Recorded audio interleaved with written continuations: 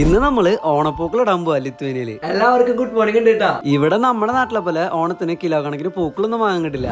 നമുക്ക് പൂ പറിക്കാൻ പോയാലോ? അങ്ങനെ നമ്മളൊരു കവർ എടുത്തിട്ട് പൂക്കൾ ശേഖരിക്കാൻ ഇറങ്ങി. ഇവിടുത്തെ ആളുകൾക്ക് ഇവര് വളർത്തുന്ന കുഞ്ഞു കുഞ്ഞു പൂന്തോട്ടങ്ങളും തോട്ടങ്ങളൊക്കെ ഉണ്ട്. അതിലൊക്കെ കയറി പൂ പറിച്ചു കഴിഞ്ഞാൽ നല്ല അടി കിട്ടും. നമ്മളിന്ന് പൂ പറിക്കാൻ പോണത് വഴിയോരത്തുനിന്നും കാടിന്റെ ഉള്ളിൽ നിന്നൊക്കെയാണ്. നമ്മുടെ നാട്ടിലൊക്കെ പാരല്ലേ പൂവൊക്കെ പറിച്ച് പൂക്കളിടണ. ഭൂരിഭാഗം ആളുകളും കടയിൽ നിന്ന് പൂക്കൾ വാങ്ങിയിട്ടായിരിക്കും പൂക്കൾ ഉണ്ടാവുക. ഇവിടെ എനിക്ക് പൂ പറിക്കാൻ നേരത്ത് അധികം പൂവൊന്നും കിട്ടിയില്ല. ഇതാണിത് ലിത്വേനിയൻ ചെണ്ടുമല്ലി. പിന്നെ ഇതാണ് ലിത്വേനിയയിലെ മഞ്ഞപ്പൂവ്. പിന്നെ ഇതാണ് ലിത്വേനിയയിലെ വെള്ളപ്പൂവ്. അങ്ങനെ പൂ പറിച്ച് നടക്കുന്നതിന്റെ ഇടയിലാണ് എനിക്ക് എന്റെ അമ്മാമ്മയുടെ കോള് വന്നത്. ഇന്ന് വിശാഖല്ല അമ്മാമ്മ ഏതാകൃതിയിലെ പൂക്കളിടാന്ന് ചോദിച്ചപ്പോ അമ്മാമ്മ പറഞ്ഞു, എടാ മൂലം വരെ നമ്മള് വൃത്താകൃതിയിലെ പൂക്കളിടാന്ന്. അങ്ങനെ നമ്മൾ കണ്ട കുറ്റിക്കാട്ടി എന്നൊക്കെ പറിച്ച പൂക്കളായിട്ട് വീട്ടിലേക്ക് തിരിച്ചു വന്നു. പിന്നെ എല്ലാ പൂക്കളും തരം തിരിച്ച് എല്ലാം ഒന്ന് വൃത്തിയാക്കി പൂക്കളുള്ള സെറ്റപ്പിനാക്കി എടുത്തു. ഞാൻ അവസാനമായിട്ട് പൂക്കളിട്ടത് ലിത്വേനിയയിലേക്ക് വരുന്നേക്കാളും മുന്നുള്ള തിരുവോണത്തിനാണ്. അത് കഴിഞ്ഞത് ഇപ്പോഴാണ് വീണ്ടും ഒരു പൂക്കളിടണേ. അങ്ങനെ അവസാനം നമ്മുടെ പൂക്കളം ഇങ്ങനെ വന്നു. എങ്ങനെയുണ്ട് പൂക്കളം? അടിപൊളിയായിട്ടില്ലേ? അപ്പൊ ശരി ട്ടാ.